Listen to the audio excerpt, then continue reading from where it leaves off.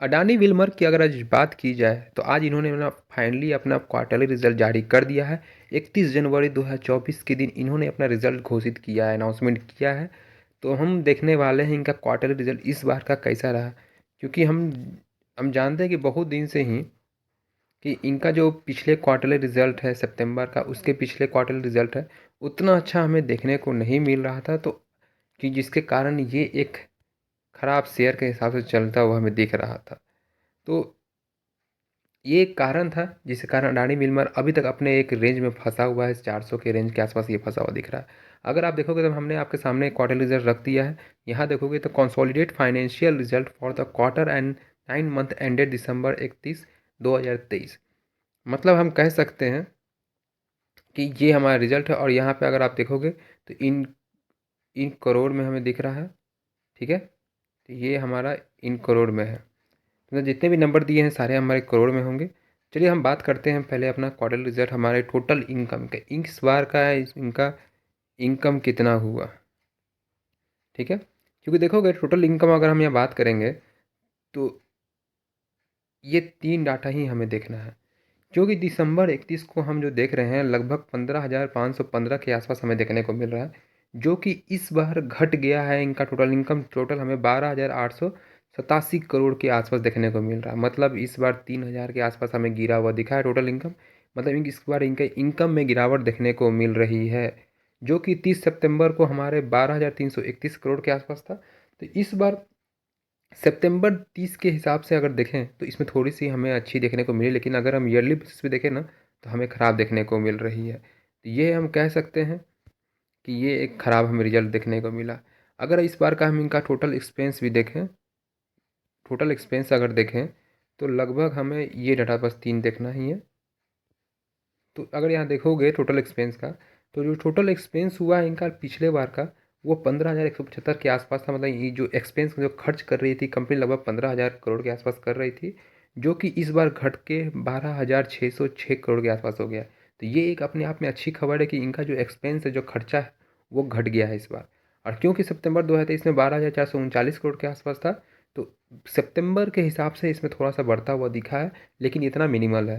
क्योंकि yearly basis पे इनका एक्सपेंस अपने आप को कम किया, ये बहुत बड़ी बात होती है। काफ़ी कम किया है इन्होंने। हाँ, जिस तरह से टोटल इनकम भी तो इनका कम हो गया है।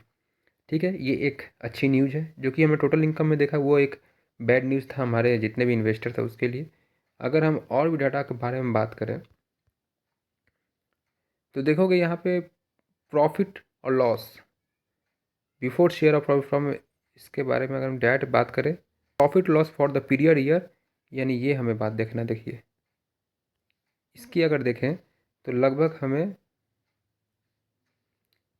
पिछले बार यानी दिसंबर 2022 में 246 करोड़ के आसपास देखने को मिला था प्रॉफिट, जितने भी टैक्सेस है उसको हटा के।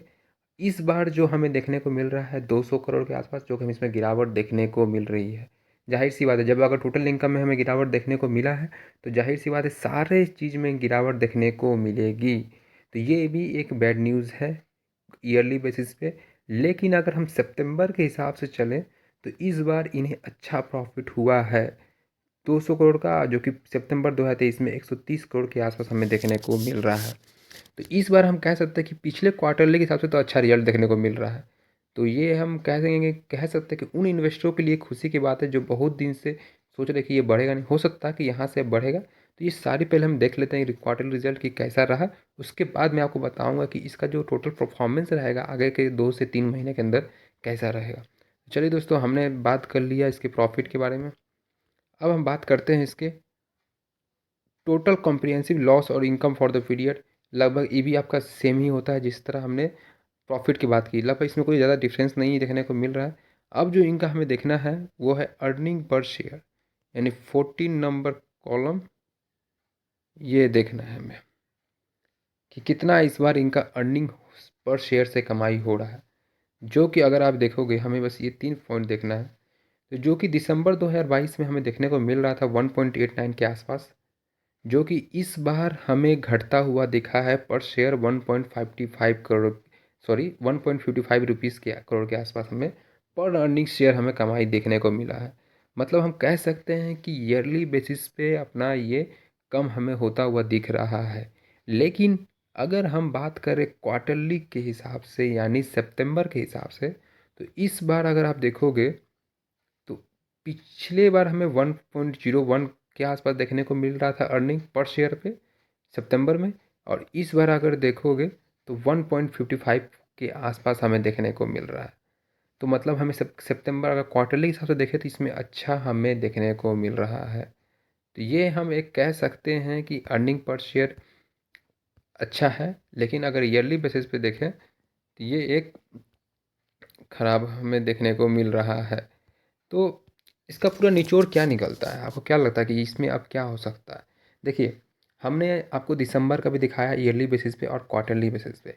ईयरली बेसिस पे हमें ख़राब देखने को मिल रहा है, लेकिन अगर ईयरली बेसिस से हम देखें आगे बढ़ते जाए क्वार्टरली के हिसाब से जून का देखें फिर सितंबर का देखें, तो ये जूझ रही थी कंपनी अपने प्रॉफ़िट कमाने के लिए, क्योंकि बहुत लॉस कर रही थी। जिस तरह से आपने उस समय ढाणी का सुना था हमने, उस समय से ये लॉस लगातार करती हुई दिख रही थी कंपनी।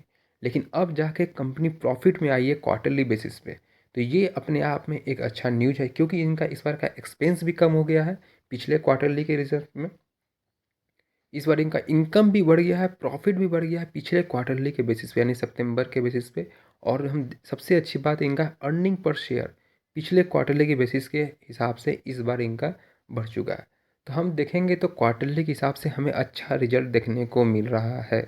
ईयर बेसिस पे नहीं है, कोई दिक्कत नहीं है, लेकिन ये देखने को मिल रहा है। तो जाहिर सी बात है हमें अगले साल इससे भी अच्छा देखने को मिलेगा, मतलब कि अगला क्वार्टर रिजल्ट जो जारी होगा उसमें और भी अच्छा हमें देखने को मिल सकता है। तो जो इसका मैं पूरा अगर निचोड़ निकालूँ तो इसमें पूरा निचोड़ यही निकलता है कि ये कंपनी अब आगे फ़ायदा करेगी और करेगी, क्योंकि हम जानते हैं कि ये बहुत बड़ी कंपनी है, एफएमसीजी कंपनी है। इनका बहुत सारी फॉर्च्यून का ऑयल जितने भी आते हैं और भी इनकी बहुत सारे प्रोडक्ट है जो लॉन्च है, जो बहुत ही ज़्यादा मार्केट में सिर्फ डिमांड है, मोनोपोली है पूरे मार्केट में। तो ये हम कह सकते हैं कि ये खासा खास एक स्पेशल शेयर भी है पूरे एफएमसीजी कंपनी में।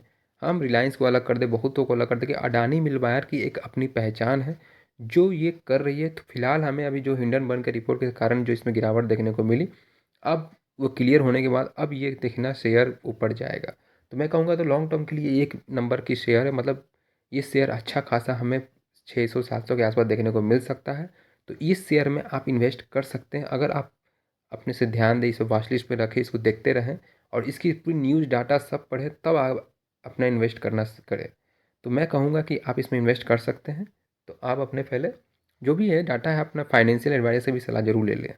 तो दोस्तों आज के लिए मैंने आपको सारी डाटा बता दी हमने कि इस बार का रिजल्ट इस बार कैसा रहा। तो अगर आपको ये अच्छा लग रहा हो वीडियो तो इसे लाइक और शेयर ज़रूर कीजिएगा। अगर आप हमारे चैनल पर न्यू हैं तो सब्सक्राइब जरूर कीजिएगा। तो थैंक यू दोस्तों, आज के लिए हम इतना ही रखते हैं।